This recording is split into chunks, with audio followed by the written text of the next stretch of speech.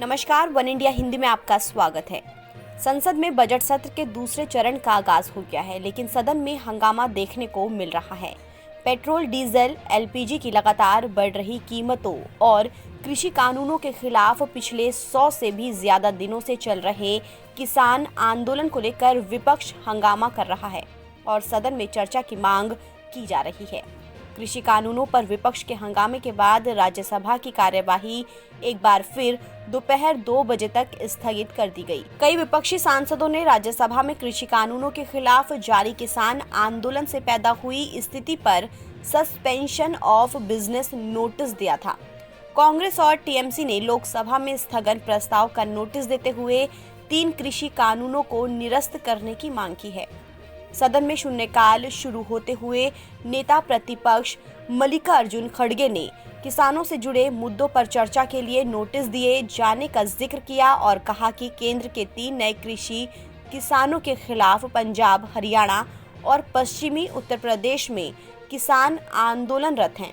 उन्होंने कहा कि देश के अन्य हिस्सों में भी किसानों का आंदोलन जारी है, भले ही वो यहाँ नहीं दिख रहा हो।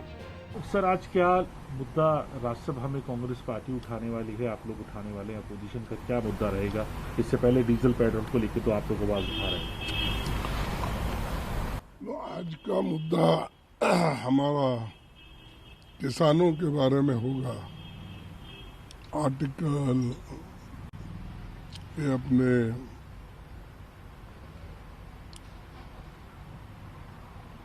रूल 267 के तहत हमने सभी रूल्स को सस्पेंड करके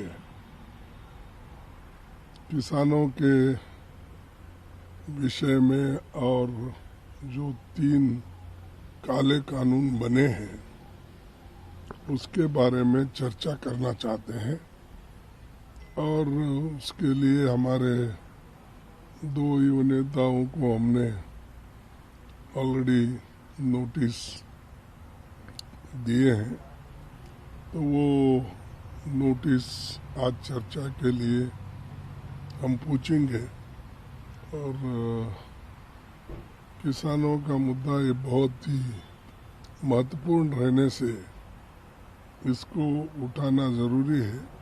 हालांकि जो लास्ट सेशन था उसमें भी इस विषय पे थोड़ा कुछ चर्चा हुआ, लेकिन आज 103 दिन हो गए, अभी किसान की समस्या हल नहीं हुई और किसान जब तक उनकी समस्या हल नहीं होती तब तक वहाँ से हटने वाले नहीं हैं। द्रमुक, माकपा, शिवसेना और बीएसपी ने पेट्रोल और डीजल की बढ़ती कीमतों पर चर्चा के लिए लोकसभा में स्थगन प्रस्ताव का नोटिस दिया। कुल मिलाकर देखें तो बजट सत्र के दूसरे चरण का आगाज हंगामेदार हो रहा है। ऐसे में देखना होगा कि इस बार सदन हंगामे की भेंट चढ़ता है या फिर कुछ काम होता है। फिलहाल इस खबर में इतना ही। देश और दुनिया की तमाम खबरों के लिए आप बने रहिए वन इंडिया हिंदी के साथ।